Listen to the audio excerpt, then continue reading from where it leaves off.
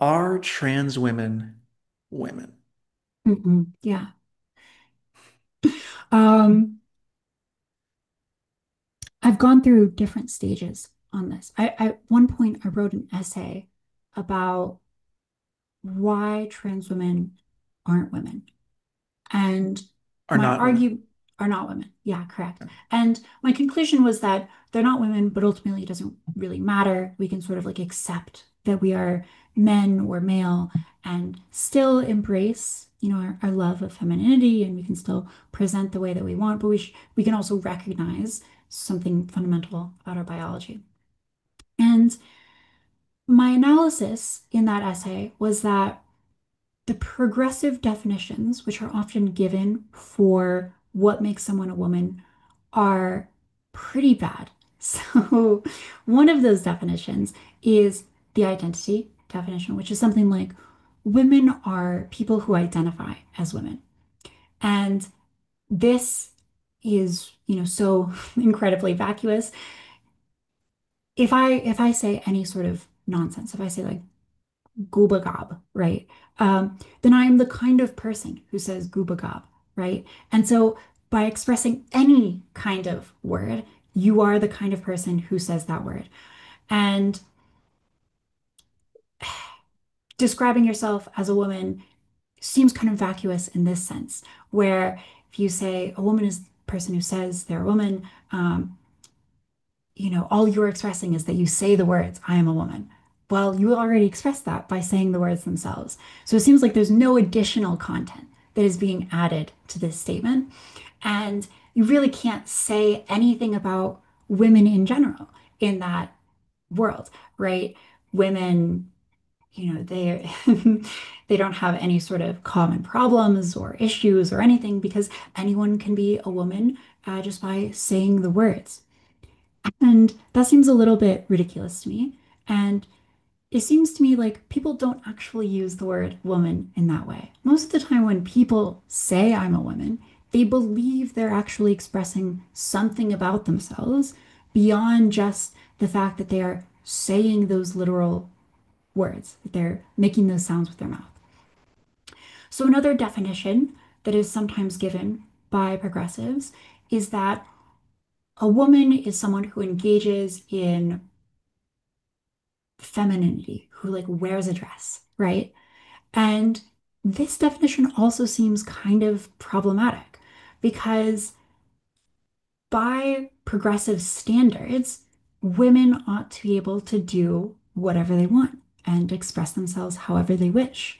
And they, a woman who is very butch, who presents very masculine like a man, most progressives would say that she's still a woman and she ought not to be bound by a definition which is based on stereotypes. This is what a lot of TERFs or, I say TERFs, gender critical feminists will say.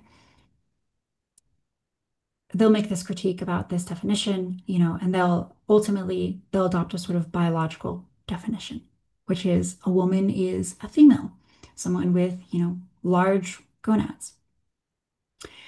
And that definition is attractive, I think, because it doesn't moralize in any way. It doesn't make any, cast any dispersions about behavior. It just says, like, a woman is this sort of biological fact in the way that, like, having a penis is a biological fact, having, blue eyes is a biological fact, and you ought to be able to do different things with that, but it just sort of is what it is. So I talk about those three definitions in my essay, and I ultimately end up on the third definition because I think progressives either end up stereotyping or they end up in this kind of vacuous world. I want to let you sort of respond to that. I think that there is a better progressive definition, and I'll give that in a moment. But conversation as it is right now, what do you make of those three definitions? Well, I would tend to agree with your last definition. And Hmm. um, I think that this is actually one of the most important issues to talk about, one of the most important things to talk about when it comes to the trans issue, because I think it's the source of a lot of the legal and political divisions here. because the issue, I think, is we lack as a society, we lack an objective, we lack a validation of the objectivity of concepts. Mm, So true. we don't think that concepts are objective. So when I say the Hmm. word woman, when I say that, when Hmm. I'm talking about the concept woman, we don't actually believe as a society, or at least a large percentage of us, we don't believe as a society that that actually refers to an objective reality. And Mm, I think that the reason for that is goes back to, and I'm going to sound like a horrible conservative here. I think this goes back to William of Ockham and the nominalists, um, because that's where you first have this divorcing of concepts from reality. Now, hmm. I think, they say concepts are just names. They don't, Mm, they have some relationship to reality, and, but maybe it's like a fuzzy relationship, but we can't really define an accurate relationship. There isn't like an accurate map necessarily here. hmm. And then of course you have various offshoots and developments from that. But once you abandon the Aristotelian idea of, universals that actually exist out in objects in the world, once you abandon this idea that there are that that entities have a metaphysical nature that's really metaphysically there, Hmm. that we're actually observing, um, you you get into nominalism and its offshoots, which basically starts to just divorce concepts from reality. And the problem with that is that we're conceptual beings. We make decisions based on concepts. We live our lives based on concepts. And so if our concepts are not if we cannot say this is objectively grounded in reality and this concept means this, Mm, then we start to live in a fantasy world. We start to say things like, well, a woman is just whatever I say it is. I'm a woman hmm. today. And now you have to, you know, I decided I was a woman 24 hours ago. Now you have to let me use the women's bathroom and you have to let me, run the 100-meter dash in the Olympics as a woman. Um, and you get into these absurdities that just deny reality because concepts are how we make decisions. They're how we know things. And if you divorce the concept from reality, then you divorce yourself from reality, from concrete reality. That's Mm-hmm. my perspective. And so we have to find a validation of the objectivity of concepts. But I think we can't go back to Aristotelian essences because I agree with the nominalists; those don't exist. And I think also the scholastics developed their theories of natural law off of this idea of these metaphysical natures that people have, and this idea that, and that's where this idea comes from that you can't change that it's unnatural to, let's say, modify your body. Um, and so, from my perspective, I believe there is an objective definition of a woman. There's an objective concept of a woman. And Well, uh, okay, to clarify, um, there's sort of two ways to talk about this. Are you saying that there's an objective territory or an objectively correct map to the territory? I'm saying both. Okay, okay, yeah, interesting. Yeah, I'm saying both. Because I think if you don't say that last part, that there's an objectively correct map, Hmm. then you end up divorcing yourself from the territory. So Because, go ahead. let's say I use the words like the sounds, woman, and Mhm. I use that to describe what you would describe as a horse, and I use the sounds horse to describe what you would describe as a woman. Uh, it seems like I'm using different maps there. I'm using words in, fundamentally different way than you. Would you say that you are objectively correct in using the words as you use them? Well, so that for in my view, if I understand you correctly, that would be Mm-hmm. that's a semantic difference. Mm-hmm. So if, in your upside down English, horse means someone with XY chromosomes and a uterus and all of that, Mm-hmm. and woman means, something that goes Yeah, neigh, four-legged animal. Yeah. for like an animal. Um, then it's just a semantic difference. But Mhm. we're referring to the same thing. We're just using different words. Yes, I think Um, so. but the word is the symbol. The word stands in for the concept, and Yes. we could use different symbols to refer to the same concept. Mhm. Yeah, I would say that the symbols are sort of arbitrary. They're not objective. And Yes. the value socially is in having symbols that match onto the same thing. Right? It's very hard to communicate if you don't have that. But I would say that like, Right. I'll give it to the nominalist that they're, the exact symbol is sort of arbitrary. So I want to make that clear, maybe to understand exactly what you're saying here. Okay. Yeah, and I would agree with you on that. I don't think that Mhm. there's any objective relationship between, the letters WOMAN and the concept. Mm, yeah. I don't want to stop you from going. But yeah, there's lots to talk about here that is very interesting. Yeah, well, I had pretty much gotten to the end of that. The point that I wanted to make is I think the reason that we have this debate and we have people saying things like, "Oh, if I decide I'm a woman, then now you have to let me do all these things that women do."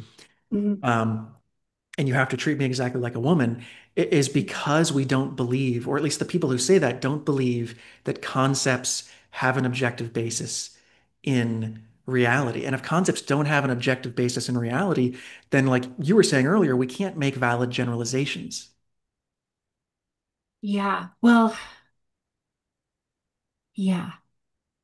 I I will say I think there's a really profound way in which they do believe that the words have meaning and have some objective pull on the world. And I think that that meaning is the basis for which one makes the claim that because I am a woman, I ought to be able to go into the women's bathroom. I think by making that claim, you do reveal that woman as a concept actually has like a concrete meaning and it entitles you to something, to a space. So there's this kind of weird language game that is maybe being played here where simultaneously woman is an empty category which can be simply identified into, and yet it really does mean something about what you are allowed to do in the world. And so yeah, I think that there's certainly an issue there, which is maybe like a little bit distinct from just having like a vacuous category, which is also an issue in of itself. Um, but yeah, I don't know. What do you make of that initial? Well, what I would say to that is um, what you're essentially doing is you're privileging an arbitrary concept over Mm, the concrete reality. So you're saying that instead of saying that the concept has to be has to be derived from the concrete reality, you're saying that by simply invoking this concept, the mhm, concrete reality doesn't matter. It doesn't matter if I have a penis. It doesn't matter if, I mhm, have high testosterone. It doesn't matter mhm, if I, walk into the ladies' changing room with a beard and, a six-pack abs and muscles. It doesn't matter because I've said I'm a mhm, woman. And now mhm, that has some magical effect on concrete reality, even if we can't see it. And it gives me access to this. And that's what one of the reasons I think that's where that if you say that concepts are arbitrary, I think it leads you to that, to basically saying that concepts control reality mhm, because we have to live in the world of concepts because we're human beings. We can't mhm. not live in the world of concepts. And Yeah. so we either live in a world of concepts that are derived from reality and have to be validated by reference to concrete reality, or we live in a world of Mhm, concepts that's just whatever I say. mhm. That's my Yeah. perspective. Well, I think you're getting at something very deep culturally and philosophically that goes back to a lot of what we were saying previously.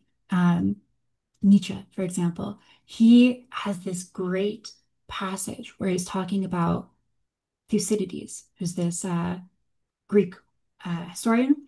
And Thucydides is talking about the Peloponnesian War.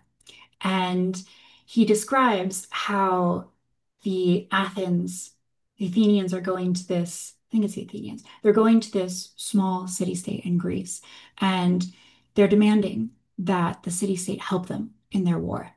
And their justification for this is something like, do it or we will just kill and enslave you.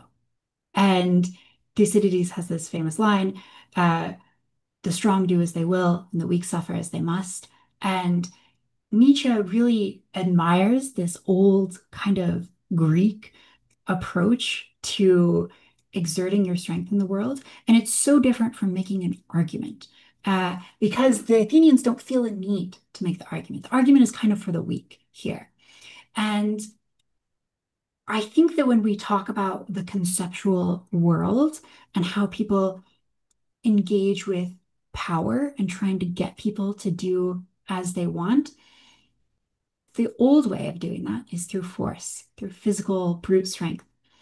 And the way that we, for the most part, get people to do what we want in our modern world is through guile. It's through engaging with the world of concepts and sort of arguing people into it. And that's because we don't have the ability to engage in force. We don't have, the state has monopoly on violence. If we try to force someone violently, we'll get thrown in jail. And so we've adopted this sort of collective arrangement that is the state having monopoly on violence because it is in some ways preferable to anarchy and tyranny, where people are, where life is nasty, shortish, and brute, as Hobbes would put it. Instead, we have this Leviathan watching over us. And as a result, people engage in what I think is fundamentally a feminine mode of exerting power. Women historically didn't have the brute strength necessary to exert themselves. And so they existed in this world of concepts. And I think that for that reason, women have historically been associated with magic. And there's a real way in which, I take this chapstick here, and this chapstick has, probably 20 trillion atoms in it. Let's say I can't grapple with all of those atoms individually. And so waves of sense data, they collapse when I look at this into a concept, which is chapstick. So there's like a physiological reason why we can't engage with reality directly, but it's sort of mediated by these concepts. And argumentation words, they give us the ability to modify the concepts in people's brains, and in doing so, profoundly alter how they engage with reality itself. So, as society has gotten safer, as man has gotten more domesticated, we've adopted more and more of this feminine mode of argumentation. And as you say, I think it's pretty core to human experience, the fact that we engage with the world in this realm of concepts. Um, at the same time, I would say, yeah, I would say that there's a real way in which, as someone's conceptual framework, their ideology, as it diverges from reality, uh, reality cannot help but reassert itself, often violently. And so you see in ideological regimes, the communist, the Soviet Union, elsewhere, ideology diverges from reality, and then it collapses violently. And suddenly, you're back in the world of the real. So for that reason, it's really important to keep in mind what is like actually happening here. We can't live just purely in fantasy because we are ultimately embodied beings. And so there is something sort of disturbing to me about the fact that progressives especially seem willing to exist in this world which is divorced from reality. At the same time, to sort of give them their due, it does seem like progressives do mean something when they say the word woman. So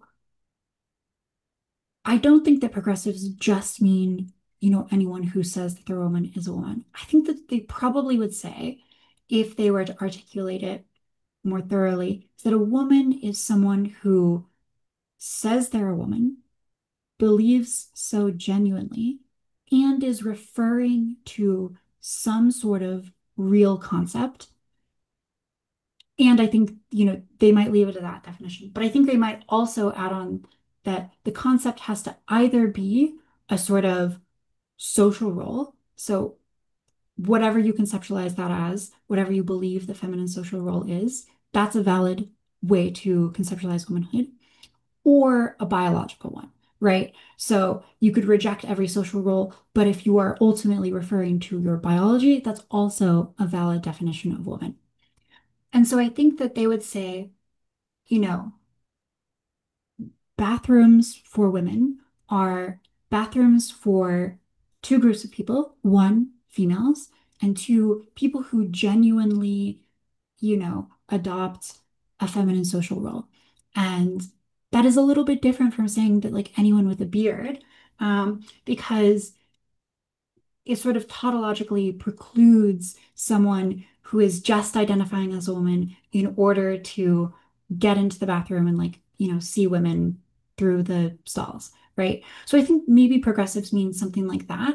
And they are referring to a real concept, right? Or a real territory in the world. Their map is is to the concept that I've laid out. And maybe it's a little bit like horses and women from earlier, where they're using the sounds, the symbol women, to refer to that sort of concept that I've just laid out. And they're using female to refer to the strictly biological concept. So I think we in this conversation, we can recognize that there is a real concept that is like, feminine social role plus femaleness plus genuine identification. That's a coherent concept. Um, but they're just using a different symbol to point to that than maybe we would. We might say like female identifying person or woman identifying person, but progressives use woman to describe that. Yeah, I think I would I would mostly agree with that analysis. But I think it's important to um, I think it's important to recognize that concepts are meant to point to concrete realities. So we could agree as a society, like you're saying, to say, okay, well, Mm, female refers to the biological reality, and hmm then woman refers to, this broader category that includes people who hmm maybe don't fit exactly into that biological category. And I It think is it is, abstract, but it does relate to objective reality ultimately, to be clear. Yeah. yeah, no, I agree. I would agree. And I think, you can insist on objective reality. And you can insist that we have to make generalizations and we have to make laws based on objective reality, while hmm also while also creating room for trans people to live insofar as they're able as the other gender. Um, but I think we have to agree on we have to agree on the standard that concrete reality is the standard, and that our concepts are for organizing concrete reality and dealing with it rather than um, I've heard people argue for a conceptual skepticism, saying, well, woman is really, it's not really definable, so we should just sort of let people define it how they want. And I think hmm that is where you get into serious issues. But Yeah. if we're just saying, well, we can expand the category of woman and we can create more, we can have something that's just about biology and this is more about the social role, then I think there's definitely progress to be made there. I would agree with that. So I guess maybe a challenge or a question for you is why one ought to adopt a definition of woman which overlaps seemingly 100% with the definition of female, rather than use these words to point to slightly different concepts.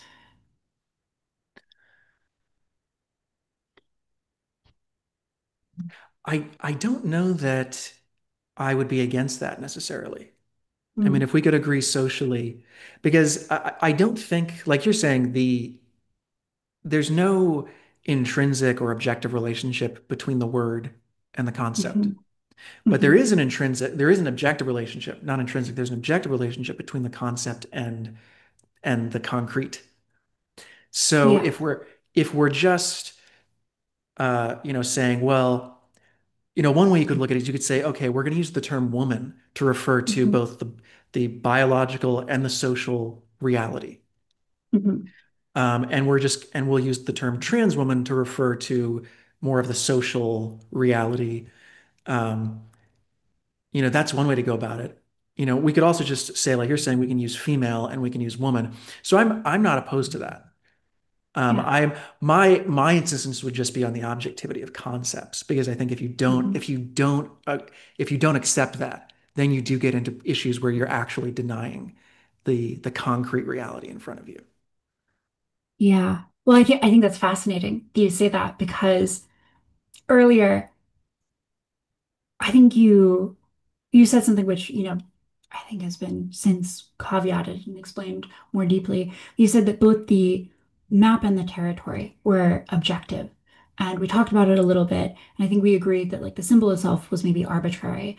And in that moment, I think you allow in like all of this other stuff, right? So as soon as you say like the symbols may be arbitrary, then now we're in a world where it would probably be fine for a woman, the term woman, to include trans women and these people in this broader social category. And that seems like quite a progressive statement that you've just made there. And so on one level, I think that's super philosophically consistent. And a lot of people will struggle with that kind of statement. But it is really no different from saying that we could live in a world where the term boopadoop refers to females and cow refers to this like broader social thing. And, you know, or we could live in China where they use totally different sounds to refer to these concepts. And is that like objectively better or worse? I wouldn't necessarily say so. Um, but yeah, it is at least interesting to get to that place philosophically. Yeah, I think I need to clarify a little bit what I meant by that Yeah. statement. Um, Which one? the that the map and the territory are both objective.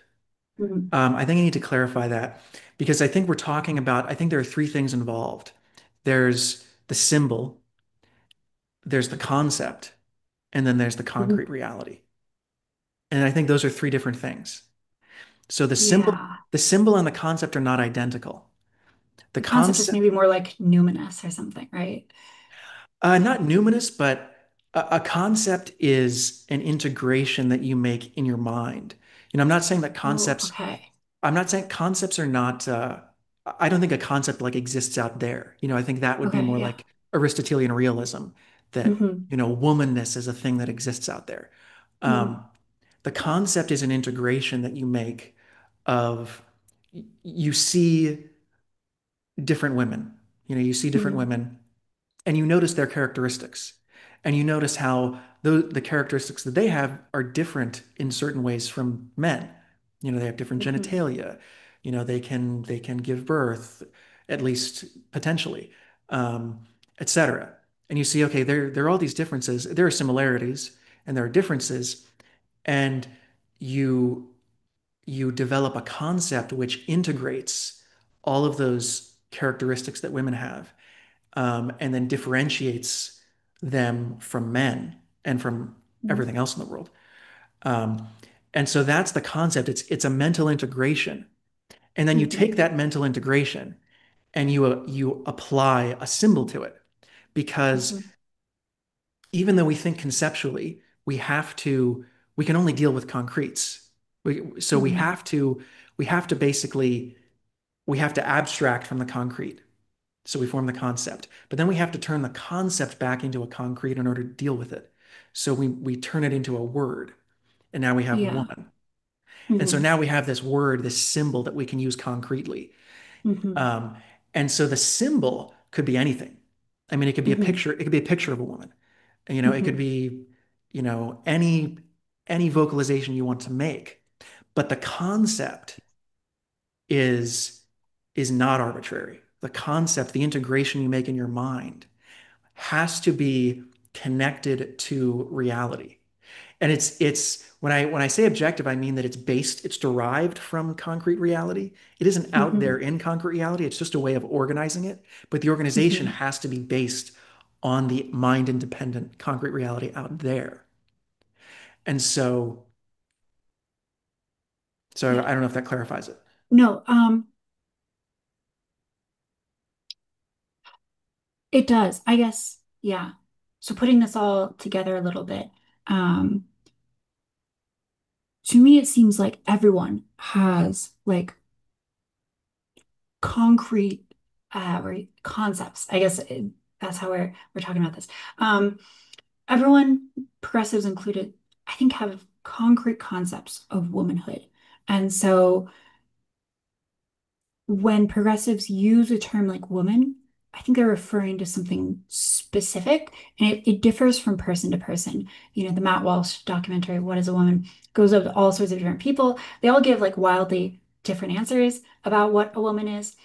Most people are not academic philosophers. Most people struggle to define any kind of word if you ask them, and there will be tons of holes in the definition that anyone gives. So it makes for good fun. There's the famous anecdote of, Diogenes holding aloft the plucked chicken and saying, "Behold a man," because a two-legged, it's a biped that's hairless, right?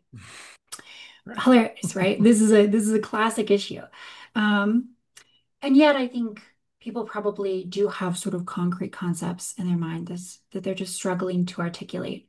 And interestingly, you said earlier that we go about life, we form an idea about what a woman is through experience, through interacting with people.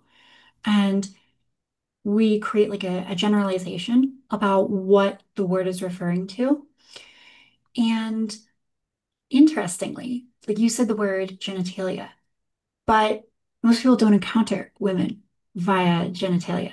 They encounter them through these sort of like social norms and through presentation and these things that like correlate with genitalia, um, but in fact aren't genitalia. And in the case of trans people, diverge distinctly from genitalia.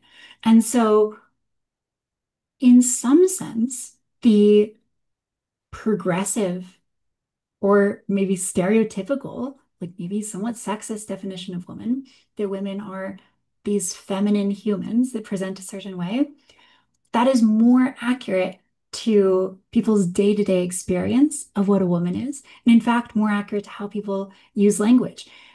Blair White had an interaction with Mm.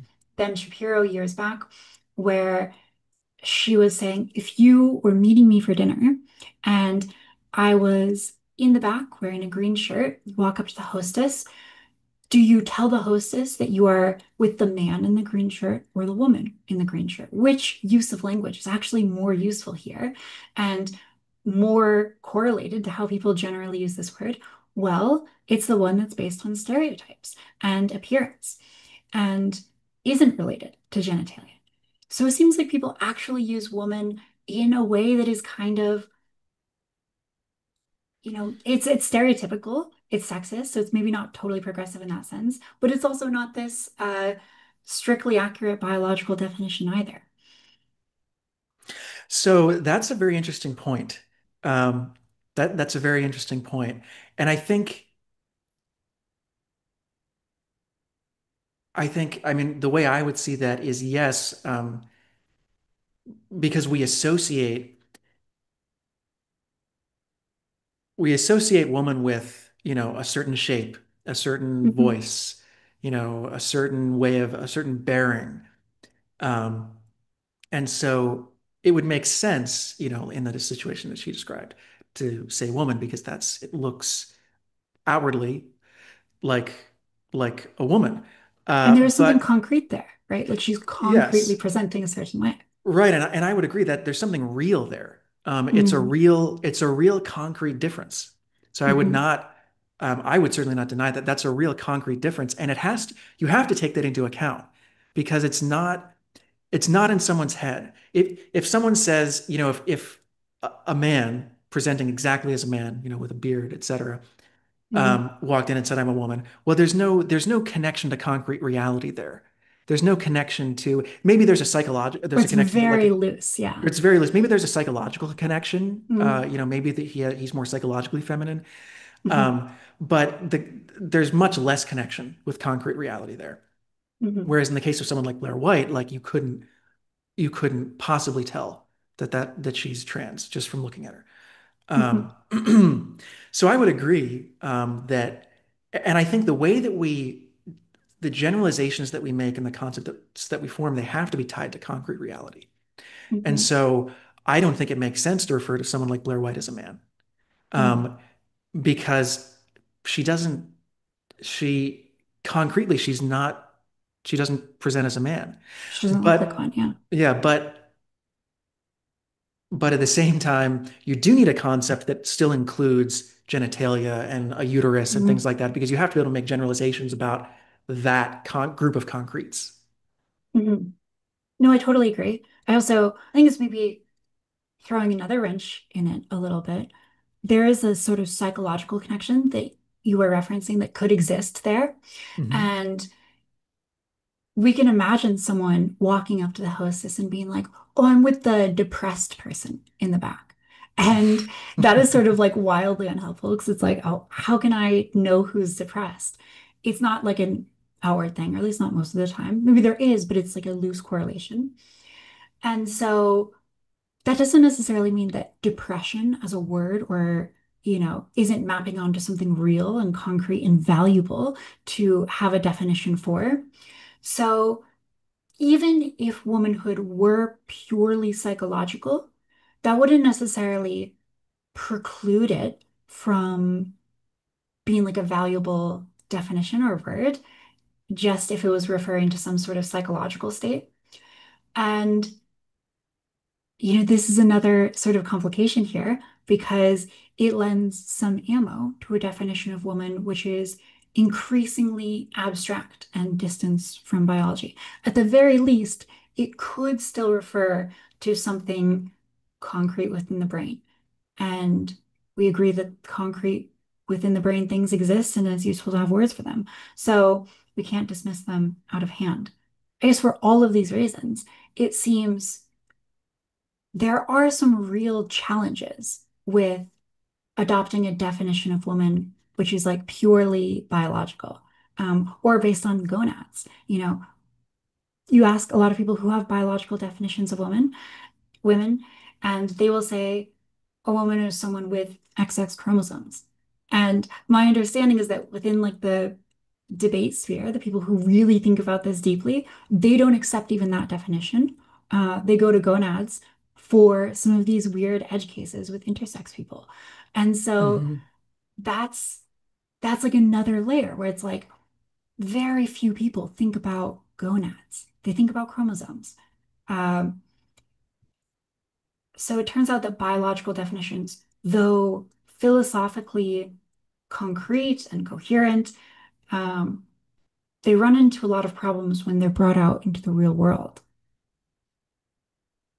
Well, so I don't know that that's as big of a problem though as it might appear at first Mm, glance, because I think I think there's a tendency there to again um, to start again privileging concepts over concrete reality, mm. um, and saying, well, um, because our definition, um,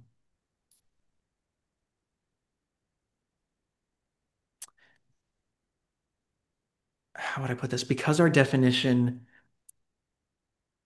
grows, or we have to add things to the definition as we gain more knowledge, that the Mm. concepts themselves are not useful or are faulty. Yeah, that's Because, true. and I don't think that that's necessarily the right conclusion. Mm. Um, because if you if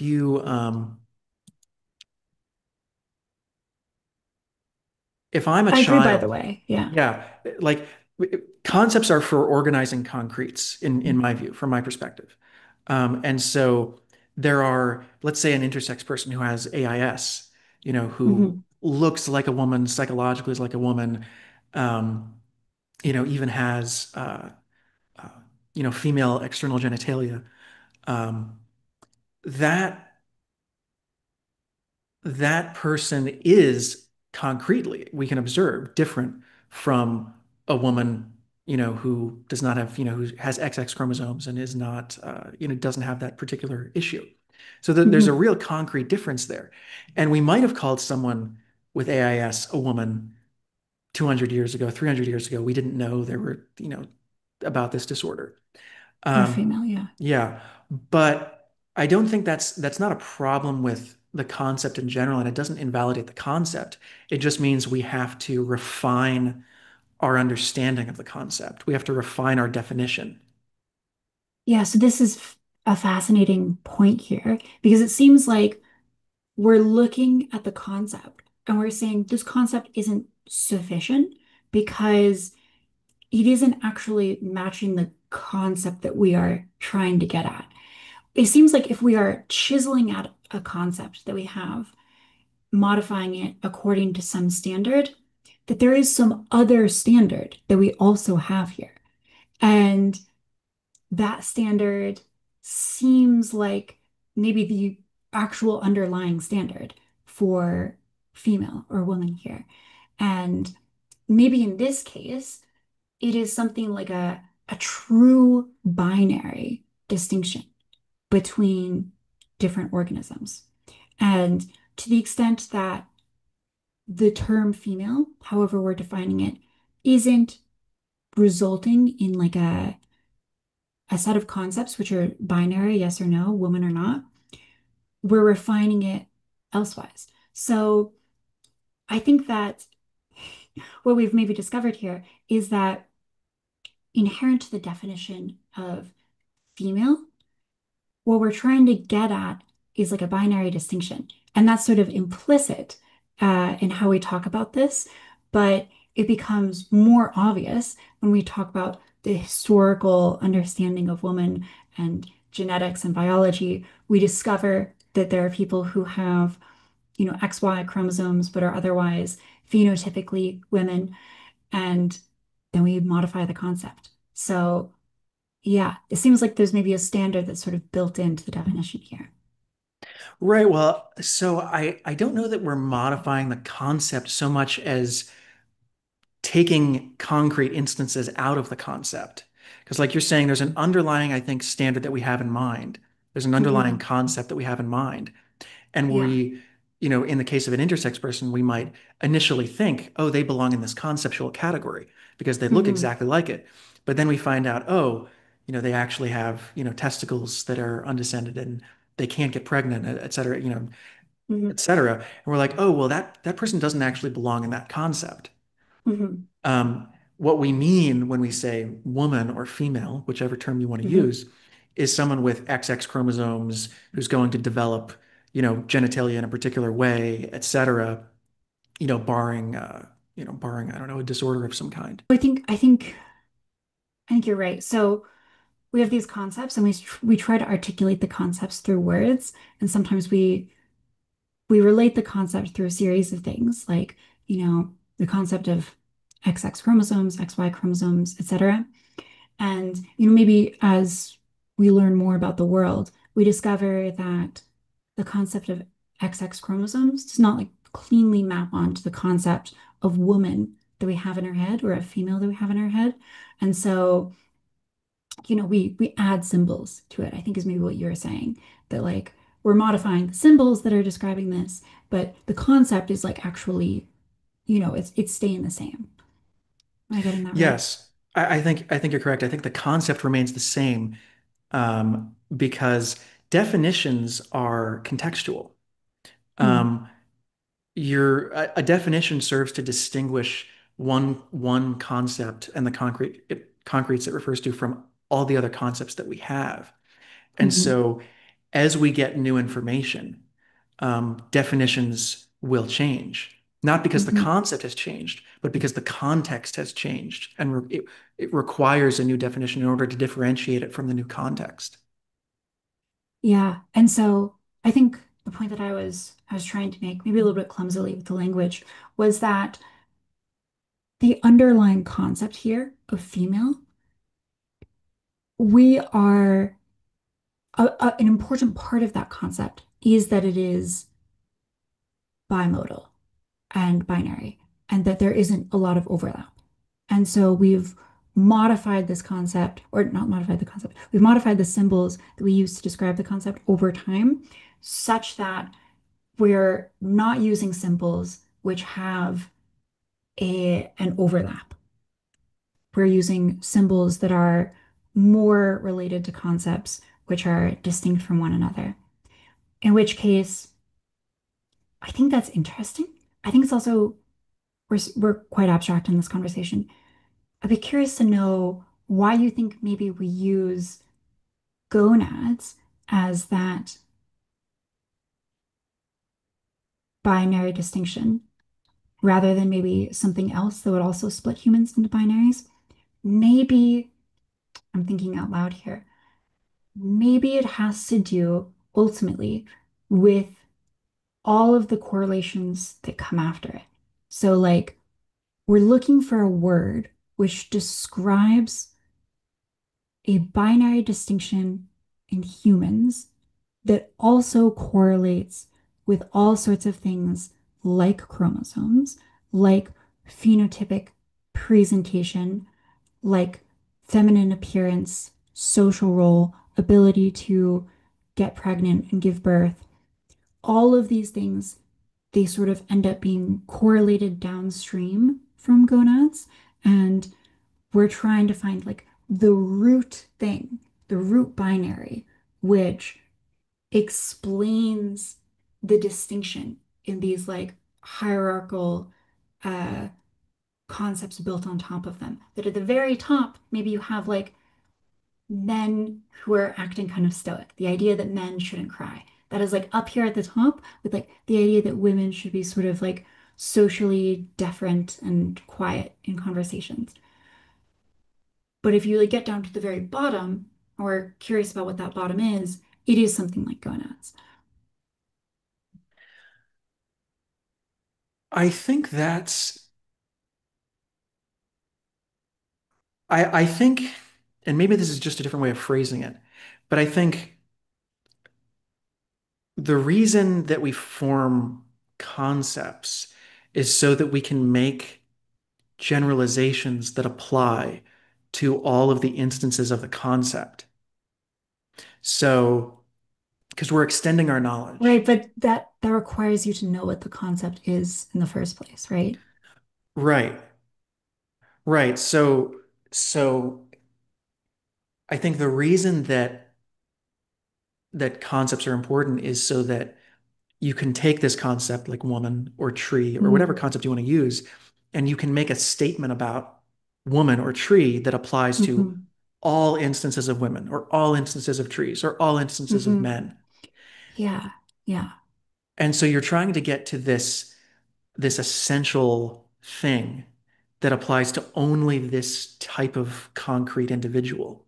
hmm So that if I say a woman has X characteristic, I know that what I'm saying is valid for all women, for all the. Yes. Oh, okay, but here's the problem, right? Is that you can say a woman is someone with XX chromosomes, right? And you could just say that applies to all women because by definition, it applies to all women and nothing else. And therefore, the person who adopts the chromosomal definition would just say like XY, undescended testes, this person is just not a woman. They would just bite that bullet, right?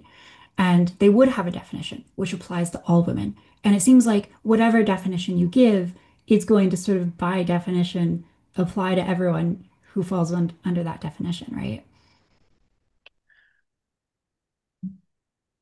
Well, right, but I think that's just a necessary cognitive process. So, like you could say, um, an intersex person might say, "Okay, I'm upset that you're not including me in the definition of woman because I feel like a hmm woman and I present as a woman and I live as a woman." Um, and so we might say in that case, okay, well. socially speaking, psychologically and externally, yes, you look exactly like a woman and we treat you like a woman, etc. But if we're trying to make generalizations about a particular entity, then we obviously can't apply the same generalizations we would make to you that we would apply to a woman with a uterus and the ability to get pregnant and all of that. We obviously can't apply those same generalizations. And Mhm. so I think I think we come back to a matter of just choosing different symbols where we can say, okay, a woman, we're going to decide that women refers to, includes intersex people because they present this way and they're socially, and includes trans people because they present and they're socially this way.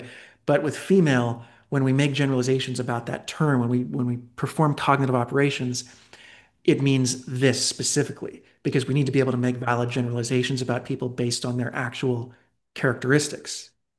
Mhm. So, Yeah, I think I think what I'm trying to think about in this conversation is why one uses one definition over another. And so I'll try to rephrase, I think, what I'm understanding from your point, and then I'll get to maybe what I'm talking about with the hierarchy. But it sounds like what you're saying is if we refer to woman as someone with large gametes, um, someone who's producing eggs, that allows us to make more generalizations about the category, say more things versus, if we were to talk about something very abstract, like a woman is someone who wears dresses, um, well, then maybe we can only talk about the dresses, but we can't really say anything about other stuff. Maybe is that a correct interpretation of what you're saying? yeah, I think so. And I think I I agree with you that the symbols that we use, like the terms that we use, we can modify those Mhm. as we wish. Um, I think I'm just saying that um, we do have to distinguish in some way by some symbol. We do have to distinguish, a woman with large gametes from an intersex person from a trans person. That we because those are real distinctions. I don't necessarily think that we have to insist on saying, oh, well, intersex people are not women. Mhm. I don't think that. I'm just saying that there does have to be a concept that makes those distinctions in order for us to make generalizations. No, totally agree on that. I think that yeah, totally agree on that point. And I think the interesting conceptual space that I'm now like sort of moving into with my thinking is maybe like why one ought to privilege one biological definition of woman over another. And it seems like you can adopt one that's like a chromosomal definition, and that's going to correlate, 99% with gametes and all of these other things, and is going to allow you to generalize a lot.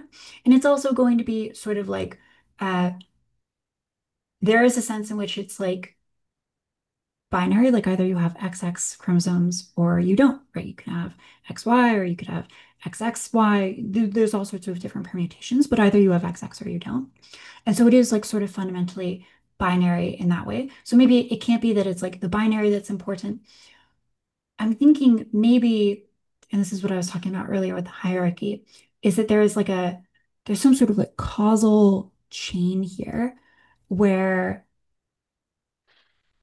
gametes are maybe like more fundamental to what people are talking about when they're talking about females. It's more like fundamental to the concept in people's brains. Yes, no, I think you're exactly right. I think you're exactly right because I think a definition needs to capture the differences that produce Hmm. that causally produce all the other Hmm. differences. So I think you're Yeah, right. and that's There's a that's where causal you get the chain. hierarchy. Yeah. Right. Right. So I think you're exactly correct. Mm. And that also means that there's some real way in which like a deeper definition has more power over like a more upper level definition, which still useful, but useful in like a more narrow circumstance. And so maybe that's like another reason why we should be pretty interested in whatever is at this like foundational layer.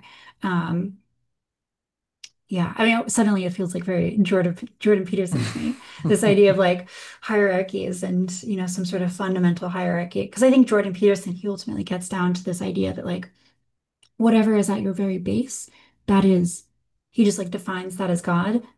Very confusing to Christians and atheists and everyone who is listening to him speak.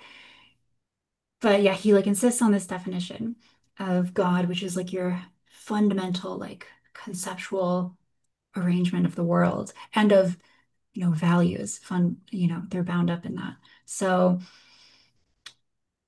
yeah, maybe maybe in this sense femaleness is closer to God than femininity or dresses or what have you. So I wasn't when you said that when you said causal chain, the definition is something that has the most causal power or Mm. something along those lines. I wasn't thinking of a Petersonian uh, idea. I was actually thinking more of that's actually a very Randian objectivist idea when it Oh, comes to interesting. concepts, Hmm. and that's the framework that I come at this issue Huh. with is from Rand's theory of concepts. And Hmm. that's a point that she makes explicitly Hmm. about definitions, and that a proper definition is one um, that is sort of at the bottom of the causal chain.